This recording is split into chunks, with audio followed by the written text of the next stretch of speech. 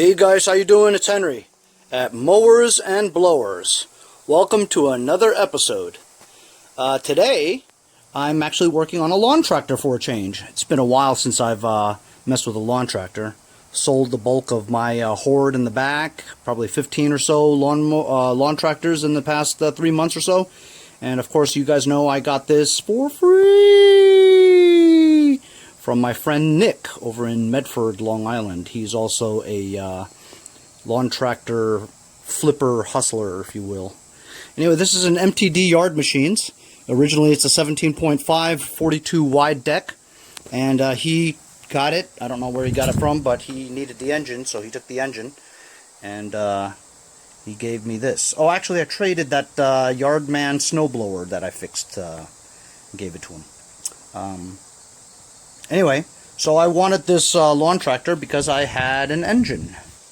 That engine, as you recall, is my old John Deere one. It's a, I believe this is a 17.5. That shroud just says 19.5, but it's actually not a John Deere engine. I forget where I got it from. Oh, I got it from another lawn tractor that had the broken synchro balancer counterweight thing.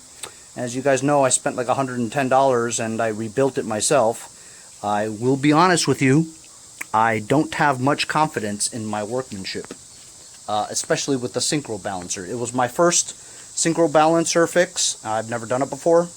I think I put it together right, you know, but I could be mistaken. I could have flipped one of the two links backwards or forwards. I don't really know, but anyway, this thing's ready to go in. I think I might have to just add Earl, and that's it. So I'm gonna shove this 17.5 in here, which is originally what this is supposed to be, right? 17.5. I also have my four-wheel steering one in the back over here. It's got that Chinese Power clone in there. Has no compression at all, which is why Nick gave it to me for free. Anyway, this is a Power made by Zongshen. It's in some of those cheap Lowe's, Home Depot lawn tractors that they put them in now, mostly Craftsman. Anyway, the connecting rod is connected to the piston for sure. It just has no compression. It doesn't feel it at all. I spin the top flywheel with my fingers and it just spins freely, you know. There's a little bit of resistance. I thought maybe because the dipstick reservoir, the oil drain plug wasn't completely turned in. I thought maybe that was because why, but I turned it tight and it still has no compression. So what I did was I also took off the valve cover, and the valves were all out of whack. So I did a valve job on it. Not a valve job. I lapped the valves and put the spark plug back, and it still freely turns. It doesn't have any Earl in it, you know. Earl gives it some compression, but I'll screw with that another time. Today I'm just going to install that engine into this lawn tractor. The MTDs are such where the hood is not easily removable. It's connected onto the front and the two side panels. There's a bolt there, a screw there, and also there's a 1/2-inch bolt that goes in there and there to remove the entire hood and the side pods. I figure I'd remove it so it's easy for me to install. Also, I might as well do it because I need to remove the original muffler from that area there, because my engine already has a muffler on it, you know what I mean? So I just loosened the bolts, and now I'm going to remove the entire front pod assembly. I loosened everything. Hopefully it will just pop off. Open.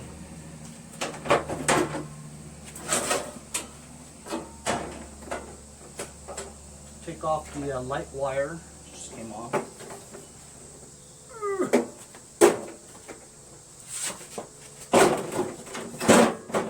That was pretty easy, actually. I'm going to remove that muffler assembly there.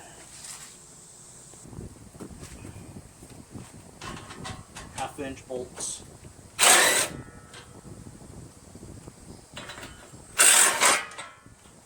Now that was easy.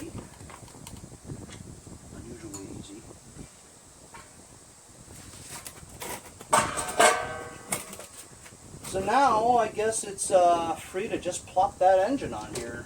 Start connecting up the wires and find some engine mounting bolts and get to it. Just wheel this thing over here.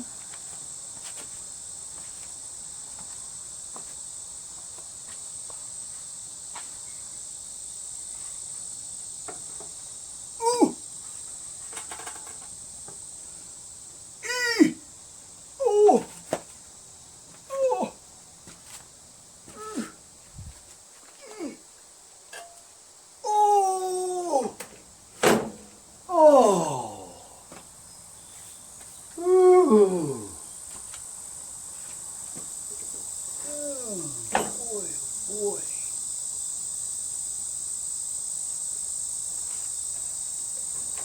Wow. Perfecto. Right on the holes.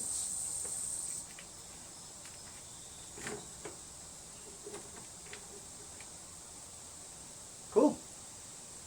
All right. Right off the bat, I'm noticing some fitment issues of the muffler. As you can see, the muffler rides a little bit higher than the original one. I wonder if I could even get the hood back on now because this is sticking up like 3 inches. Found some bolts to fit on the engine. Got 2 on already on the left side. Gonna do the right side now. Sometimes you just look in your box of bins and a box of parts. You just find the right bolts. These aren't exactly the same, but they're both the same width. After a while, you just know what kind they are.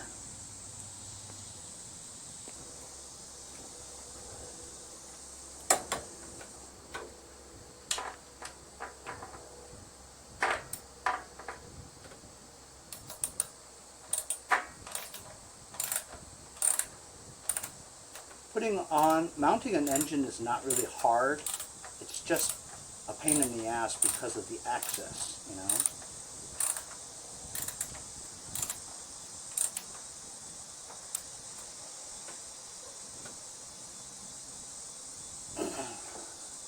That's 3. 1 more to go.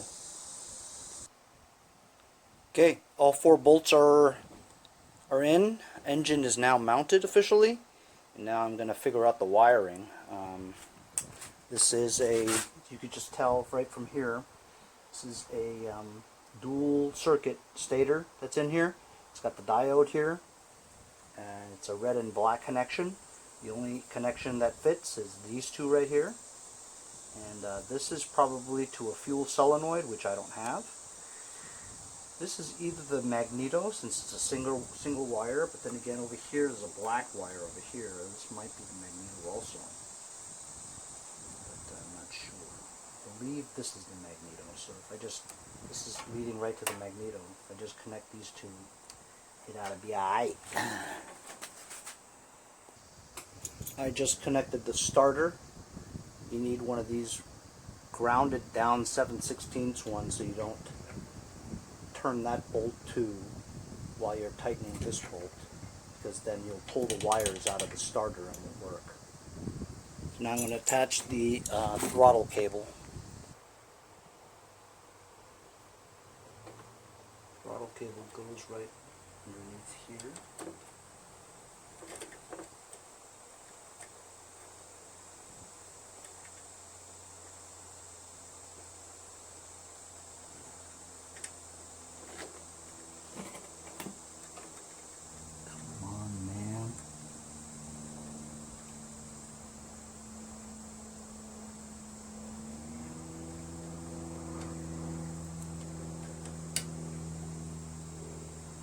Stick this Z-bend into this hole. Turn it. Just there.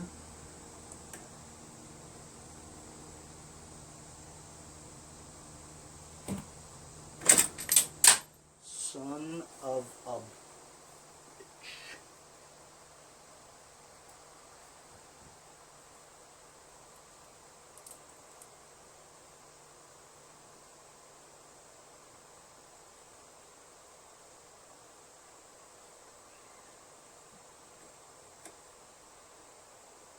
Somebody really should come up with an easier way to do all this stuff.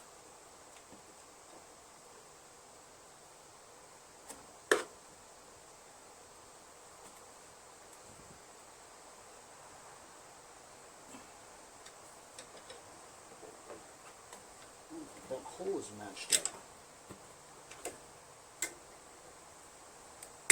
There we go. There we go, yo. Okay, I want to make sure that this is all the way up to throttle. Pull this more.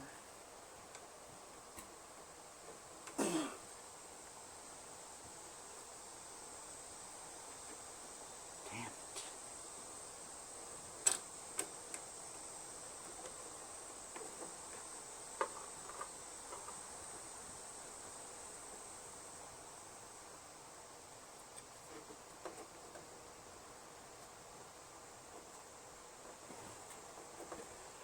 I'll figure it out. Oh, alright, I got it tuned up well.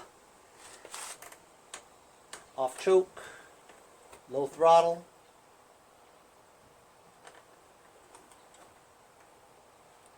Choke.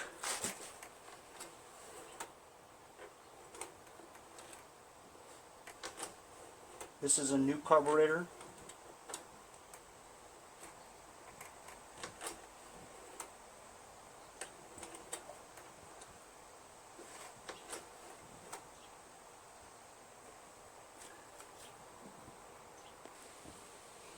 I don't like the fuel solenoid carburetors, so I took it off and I put it away. This is an older one and it's probably broken, so I'm just going to plug the hole up with this one, but I'm going to cut the tip so that it doesn't stop the fuel from going up the emulsion. Oh! There, see? So I cut the tip. Still a little bit left, so maybe it won't work. I'll cut it some more. Maybe it will. If it doesn't start, I don't know why. I'll just stick it back in this hole.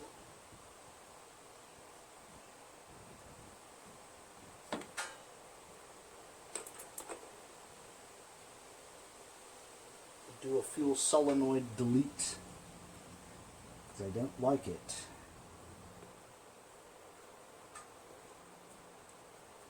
It's a pain in the ass.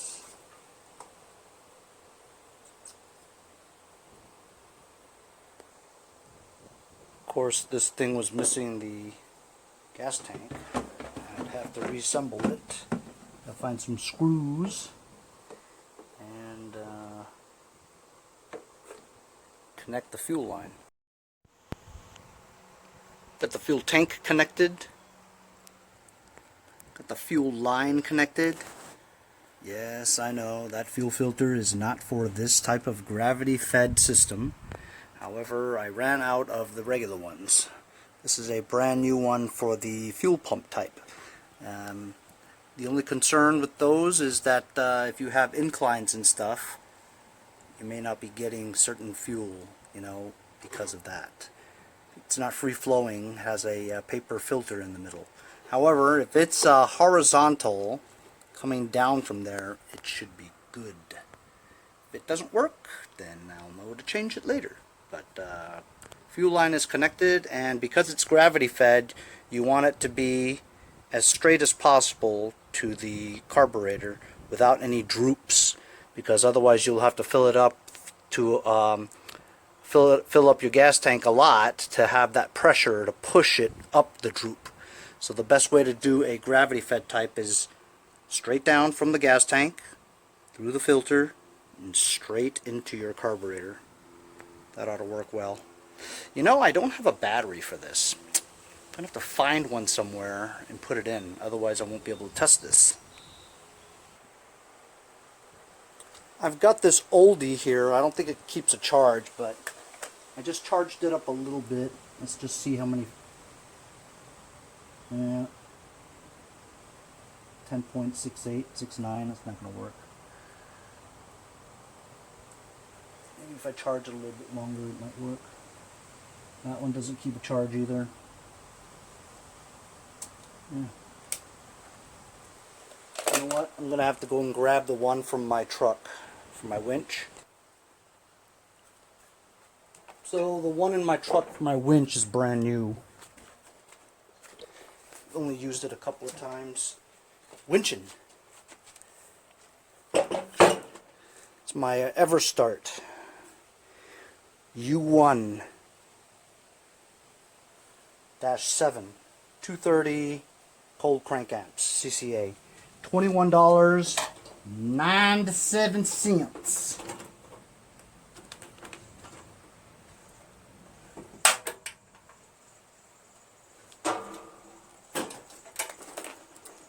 I say there, you certainly don't give you much room to put this on, Dan.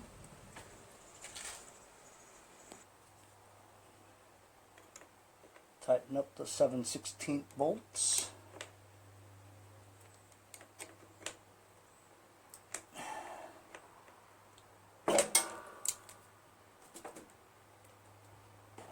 Okie dokie.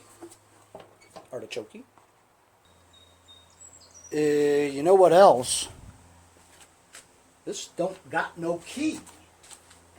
I ain't got no key. And it's an MTD, so I was gonna check that out, but that don't got no key either. Nick didn't give me no key. It's okay. Got a lot of keys. It's the standard one for all Craftsmen too. They fit. So I've got like safety switch problems for sure. That's a good idea. So I can't find the solenoid anywhere. What? Connects to the battery. So, and then I found this button back here. Just pushing like this button. I don't know what this button's for. Any of you guys know what this button's for? A button. Never seen that before. It's awesome. So I've put the engine on, mounted it, 4 bolts, put the starter wire on there, got the stator wire on there. I haven't connected the magneto yet because I want to test it to see if it is the magneto to the yellow. So I have to get the engine started first. I connected the safety switch onto the seat, found a key. Still won't start, but I can't find the solenoid. And nothing clicks, so I can't test it. And it's just too hot. I'm going to continue this later. Holy cow. Blazing hot. 90 something. Terrible. Terrible. Anyway, so remember I asked you guys what this was? Finally I removed the battery and connected it this way. It's connected. It's a little scary actually. Anyway, I found the solenoid. It's back there. What's connected to it is that button. Apparently whoever had this jury-rigged it, whatever, to be a push-button start. Now why would you put a button back there? Seriously, you'd have to sit on your seat, right, and reach behind you, make sure all the kill switches are on, and then press the button to start? I mean, Jesus Christ, why don't you just put it there? Duh. Anyway, so I don't know what the guy did, so I might have to just run a straight wire from the starter labeled tab on the ignition switch straight to the trigger wire of the solenoid. I'm going to first test the orange wire there, which is the trigger that energizes the solenoid to start the engine. So, very surprising, I took my multimeter out and I have the red thing connected to the trigger wire, this black prong to negative ground, and I'm going to turn the key. So when I turn the key, I get 12.523 volts going to the solenoid. So the trigger wire works. So I don't have to jury rig something all the way there. But I have a feeling that the button that the guy installed is bypassing it. So I'm going to cut the wires off of that so that the push button thing is not attached to the solenoid. See if the solenoid still works. Here's the two wires I just cut from the push button. I'm going to try to remove the push button thing. There it is. It's easy to take off. Kind of nice, actually. Don't know if it works, but see if it works some other time. So now I'm going to reconnect the orange wire back to the trigger tab.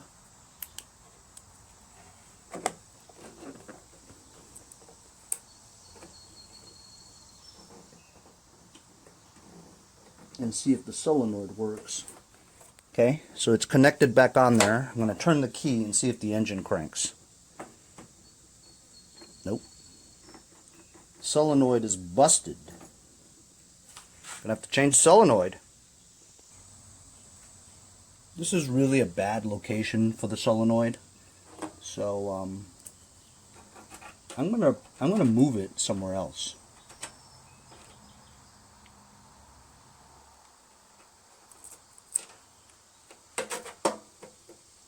Seems a little dangerous right here. So I've got a new starter solenoid in there. I have a feeling that the old one still worked. But there's something wrong with this trigger wire. This trigger wire shows 12.53 volts when I turn the key, right? But the minute I put it onto the terminal, it shows 0.02. So it's not getting enough juice to go to the trigger. When I put a live wire to the trigger, it works. So I have a feeling that there's some kind of safety switch, whatever, that goes somewhere else and doesn't allow it to work. So what I'm doing here is I'm doing a wire straight from the switch, right?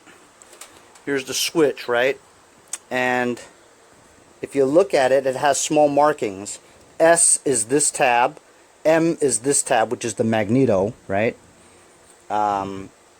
This one here is battery.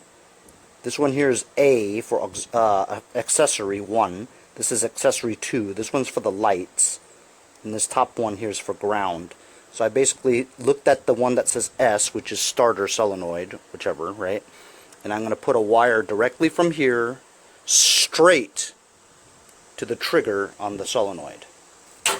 So I've wired it here. I took the tab out of that harness. I'm going to run it back into this hole.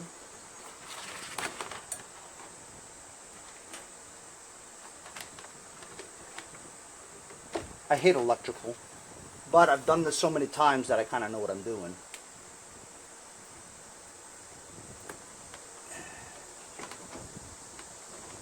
Kinda.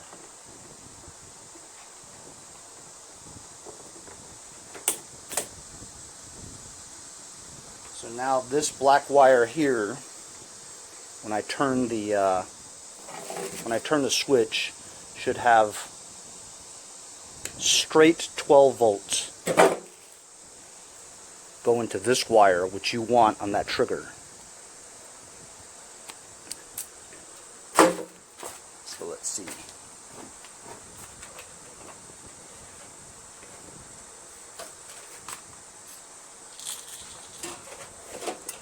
Put that to ground. A.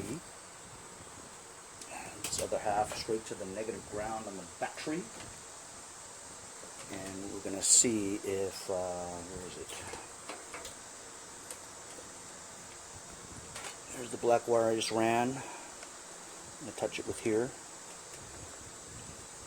Let's see if we get 12.53. There we go, see? So this wire is giving off 12.53 directly to this wire here. So I'm going to connect this wire to a tab and connect it onto the solenoid. Okay, so this black wire run directly off the S tab on the ignition switch, reconnect it onto this orange wire that goes right onto the trigger tab of the solenoid. So now we know that this is going directly to the solenoid, okay, the signal. It's not bypassed by a million kill switches or something like that that causes it to lose current, or a kill switch is somewhere not engaged which won't allow it to do it, right? So I'm doing it straight. I mean, look, I could rip out the entire harness, you know, and try to figure out which switch and all that stuff, but the switch could be bad, there'd be cut in the line, could be a thousand things why it wouldn't start, you know what I mean? So anyway, we just did it straight. And here we go. Let's turn the key and see if it turns the engine. Yeah! Awesome. So now we fixed that. Now I'm going to route that wire underneath the tractor. So I was about to test the engine, but then I noticed that the rear tire was completely flat. I put air in it, and it almost immediately came right out. So there's a big leak somewhere. I was fortunate enough, however, that it came right off the bead easily with just a screwdriver, just prying it like that, and it came off the bead. So I tried to take the wheel off. This wheel is seized onto the transaxle, so it won't come off. But I was fortunate that the bead came off, and I'll be able to stuff an inner tube in here so that we can probably ride this thing if I get that engine started. Got a inner tube here, brand new. It's an 18 by 850 by 8-inch rim, or an 18 by 950 8-inch rim. This is an 8-inch rim, which is a typical size for rear wheels on our lawn tractor. And this is an Oregon 71-104 inner tube. This is from my friends over at ProPartsDirect.net. Thank you very much for the parts. So basically there's a pretty big space in here, and I'm just going to cut this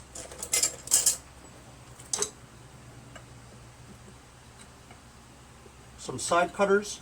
Let's cut it in half. Use your finger and hold the other side so that butt doesn't fall in.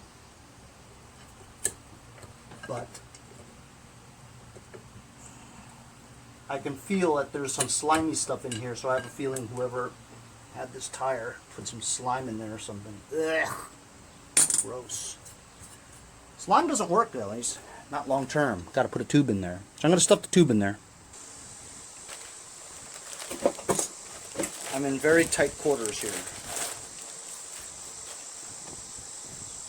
It's a straight valve stem.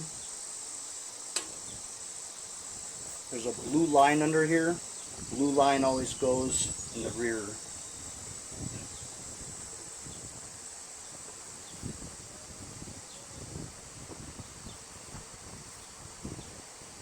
Here's the valve stem. Push the tire in.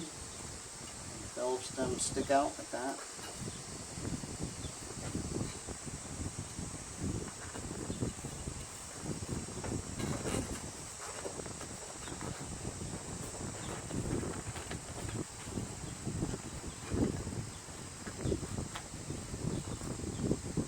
Go around the wheel and just slowly tuck it in.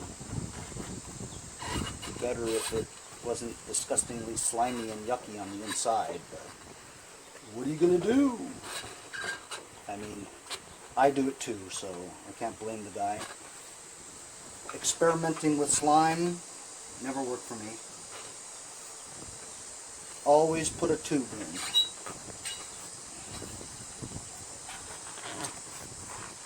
Fortunate, I have a lot of room here, and this is only for 8-inch tires. The front ones, the 6-inch ones, pain in the ass. Hardly any room whatsoever to get your fingers in there.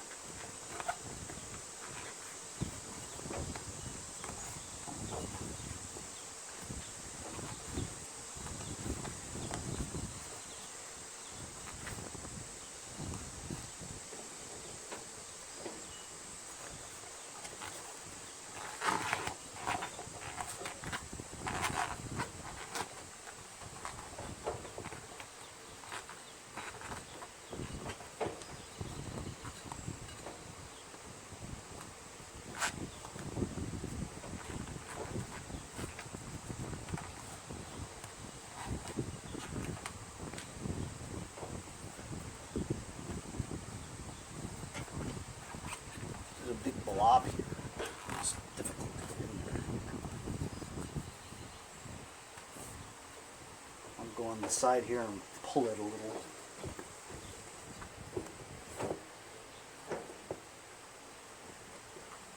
I can almost reach my whole hand in there. I'm practically fisting it.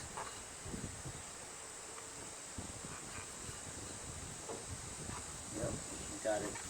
Big blob is going in, and it's like tucking in hemorrhoids, fellas. Now I'm just going around with my fingers, making sure that the tube itself is loose and inside. Then I just push this forward and let this go over like that. Make sure the stem is straight down. And the tube is in. So now I'm just gonna start up my air compressor and pump some air in there. See how easy that was? That was really fast, huh? Right on camera, right for you guys, real time. Shoot.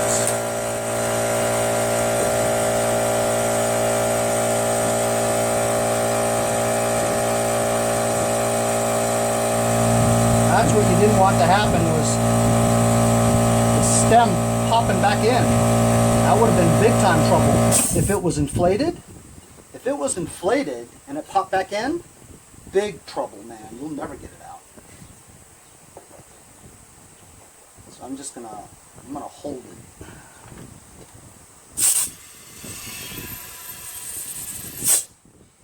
Now, because this inner tube is pushing the air out of the tire, you know, there's space in the tire, the inner tube inside pushes out the leftover air. So you're gonna feel like air coming out of the seams.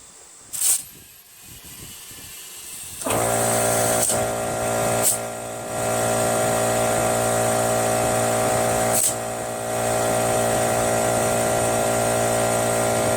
can feel air coming out now. Moving the valve a little bit, let air come out.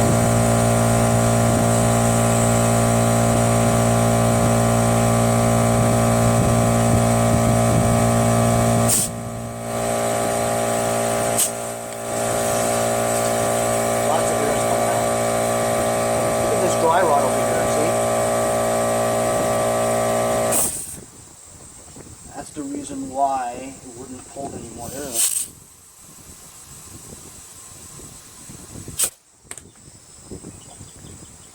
that's pretty good.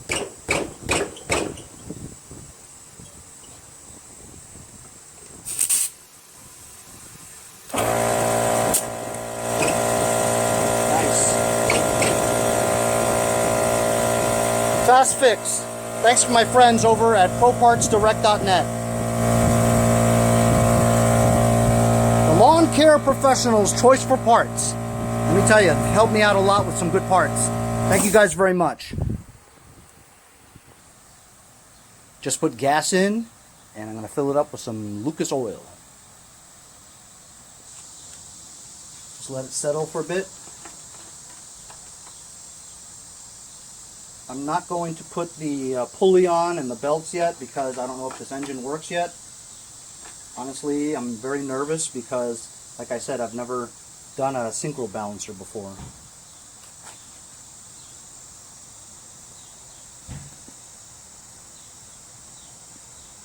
Right on the money.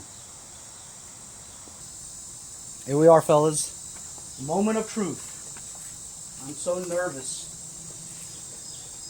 This engine could run, or it could blow right up. I'm not sure. So we got gas, we got Earl, it's bolted down, there's no pulley onto the belt, spark plug is in there, and we know it cranks, so I'm just going to try it. I've got it on choke, here we go, just do it.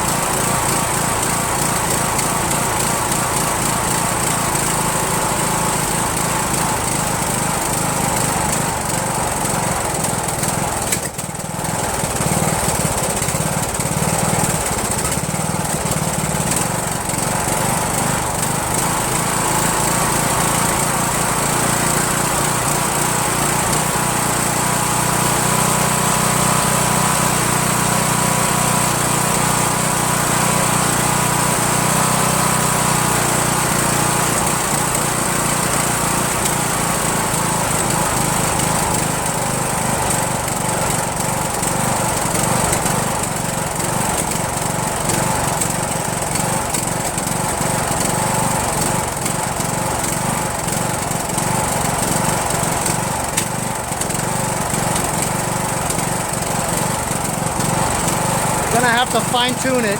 Let's find out if it stops.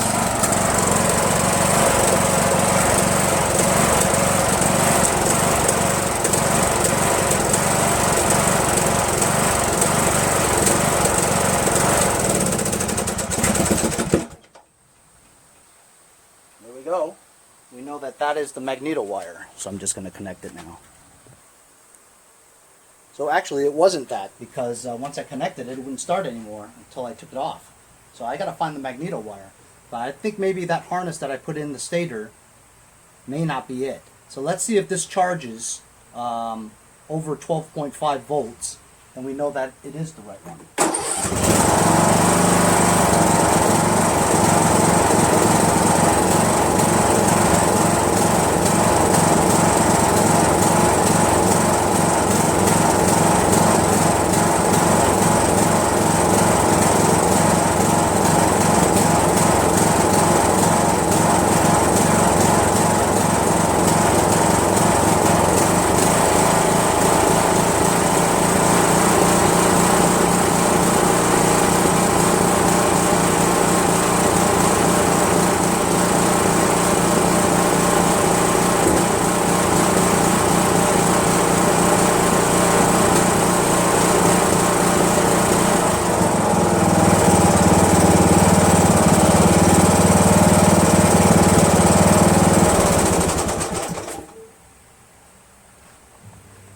Just have to touch that magneto wire to the engine block and it'll stop. So I have to figure out where the magneto wire is. I might have to take that ignition switch back out again and find a magneto tab and tab into that, and then we'll know it's stopped. At least we know that that harness was correct. It does charge at 12.73 at semi-high throttle. So I noticed that this tab here says M. This is the magneto one. See what color it corresponds to. It was the yellow wire, but the yellow wire was attached to 3 other wires that were connected to kill switches. And so I just bypassed those, and now it works. Okay.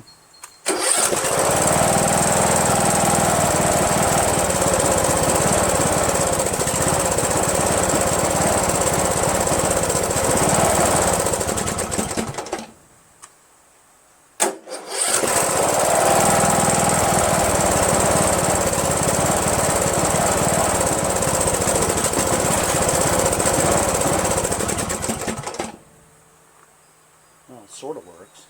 I'm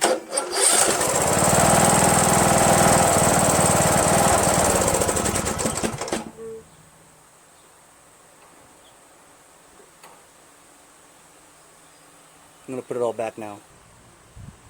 I had a feeling that because the engine was running that way, it wasn't like getting enough gas or something.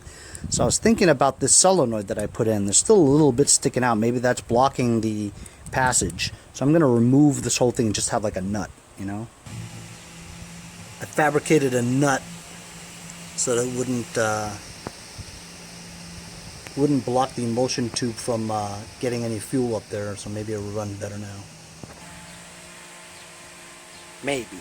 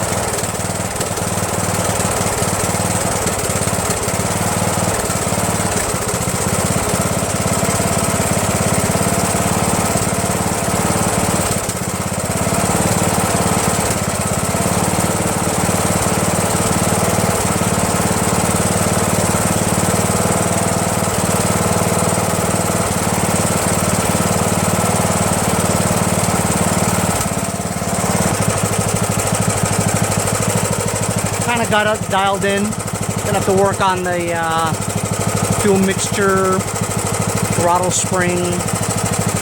This is at 3/4 idle, 1/4 idle. Just a good balance between the fuel and the air, you know. I'm gonna wait for this to cool off a bit, and then I'm gonna put the pulley on. So my battery died while it was charging. I was down here and I put the pulley back on and the belts. The belts seem kind of tight, but we'll see what happens. But anyway, I had to pause for a lot because the guys from Sewer Brothers came and dropped off the pallets, skids for the pavers. So the charcoal ones are going to be my border, and it's going to be that light color on the inside. Anyway, so I'm going to see if this damn thing drives, man. Start it up and see. I don't kill myself.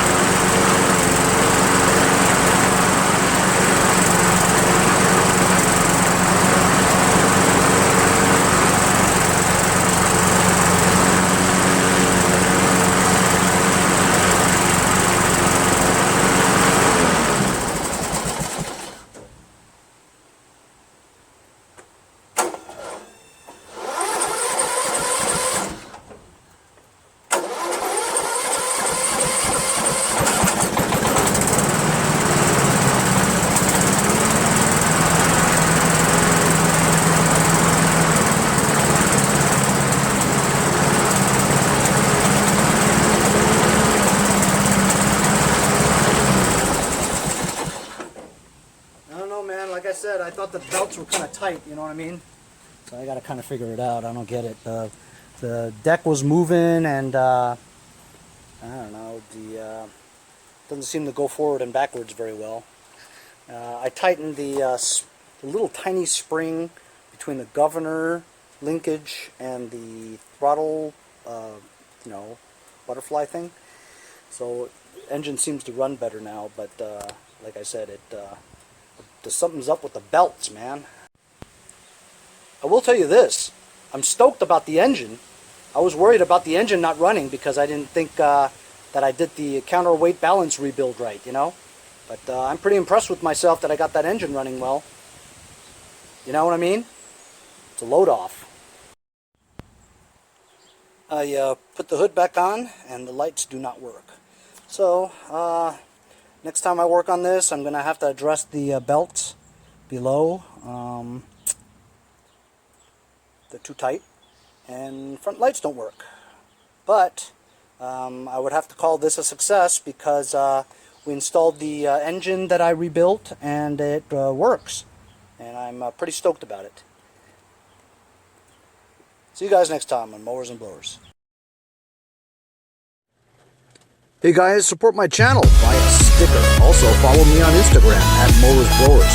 Check out my website, mowersblowers.com. See you guys on the next vlog. Have a great day.